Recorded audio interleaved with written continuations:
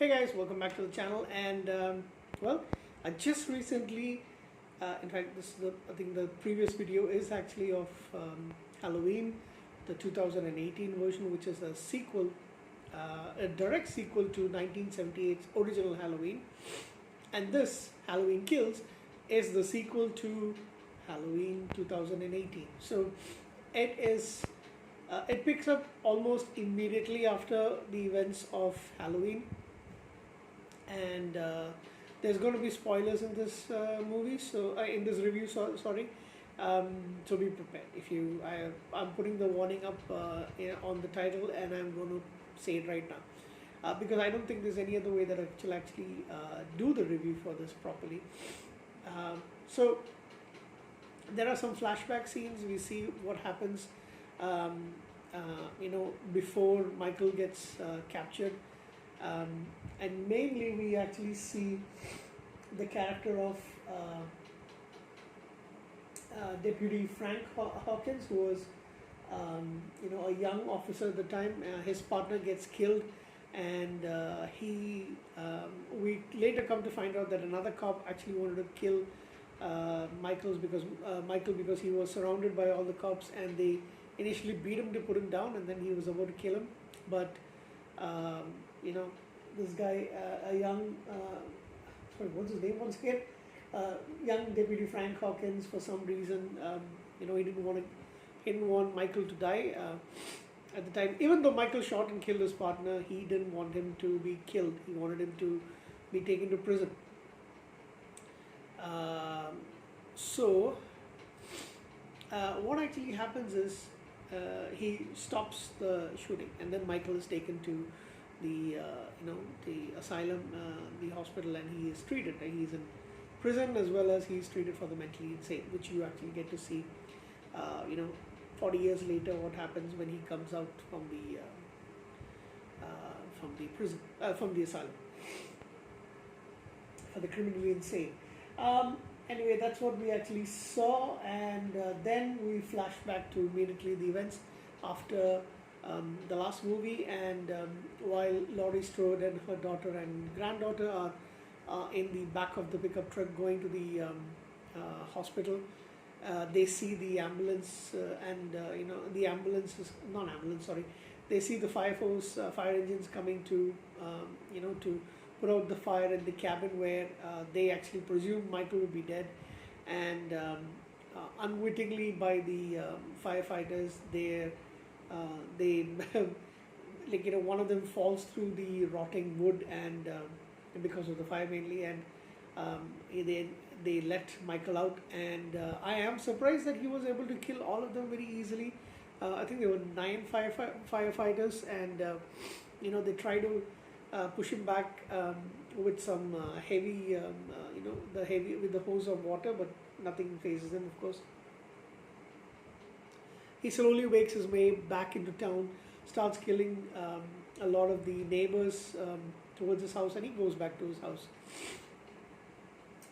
And then meanwhile, Tommy Doyle from the first movie, who was a kid at the time, he in one of the other sequels, he's played by Paul Rudd, of all people, and he is celebrating the 40th anniversary of Michael Myers murders, and a lot of the original survivors, who along with Laurie Strode were there. They all are commemorating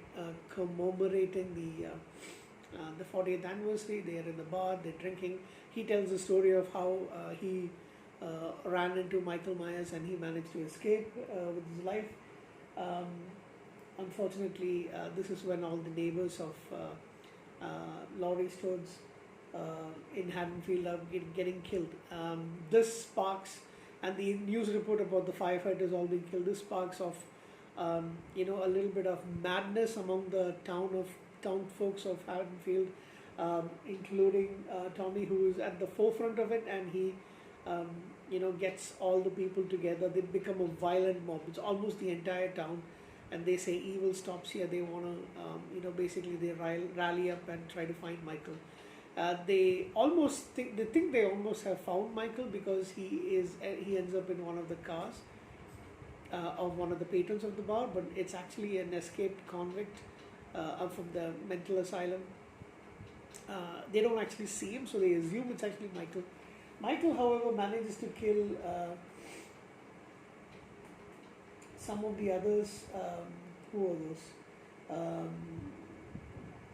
Marion, Vanessa, and her husband Marcus, and the lady Lindsay, who was a child also at the time. She manages to escape, evades Michael's grasp, and is later found by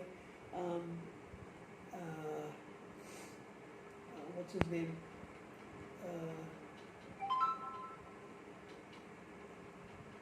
The boyfriend of Laurie's granddaughter. Laurie's granddaughter is Allison, and the ex-boyfriend rather. And he and his dad, they managed to bring her to the hospital.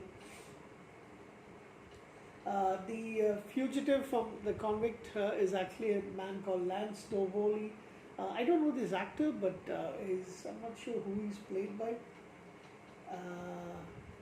He looks kind of familiar. I think I might have seen him in something else. And meanwhile at the hospital, Laurie is recovering, but she's been stabbed really badly, so she's undergoing a surgery, and she is trying to recover along with deputy sheriff Frank Hawkins, played by Will Bannon. And he and Laurie managed to talk a little bit about Michael, and he mentions this fact that he should have actually killed Michael, but he didn't. He regrets it. He says it's all his fault. He should have allowed them to actually kill Michael at the time, and then all this thing could have been avoided.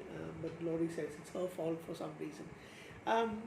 They don't really explain why he is obsessed with Laurie Strode, because maybe the fact that she managed to escape and evade him, but she's not his sister, so that kind of connection is lost because of the retcon that happens in this reboot almost.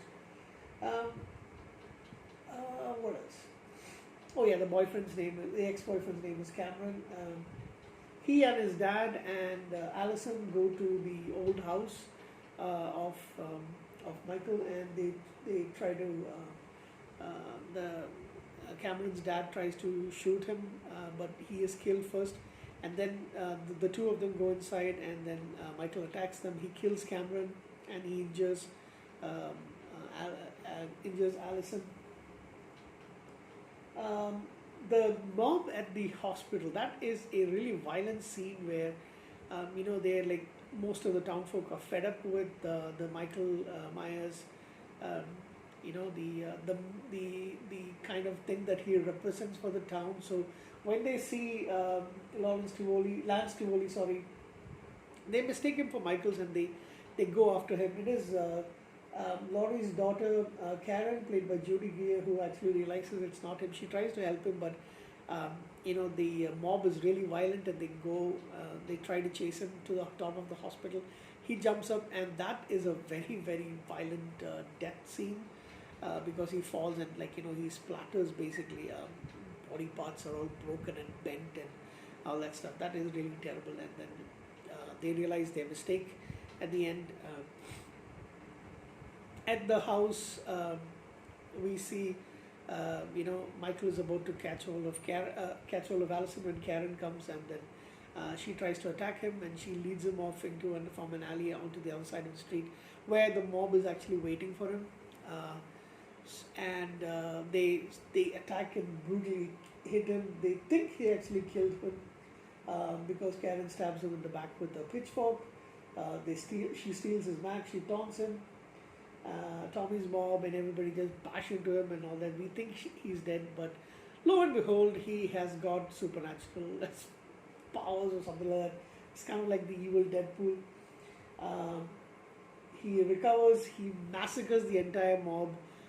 Meanwhile, there's a small group, including Allison and Karen, a couple of others who are sitting at the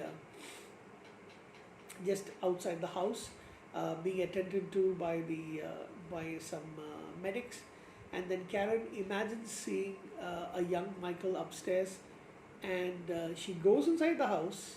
She goes upstairs, stands at the window, and all of a sudden Michael is right behind her, and he kills her. And this is in Judith Myers, his older sister's bedroom. That's actually where you know he stabs into that. And at the same time, you see Laurie, who's recovering in the hospital, staring out from her hospital window.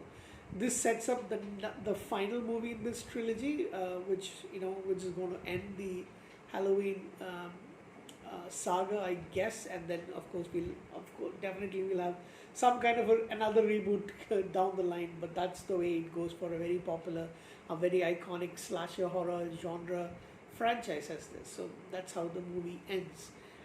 So we know that the final showdown is going to happen with possibly Laurie and I keep forgetting his name. I don't know what's wrong with me. Frank Hawkins, perhaps on her side, because and the granddaughter as well. So she might be there. If she survives, they don't show her getting killed. But the way that Michael kills all the other folks, recovering so well.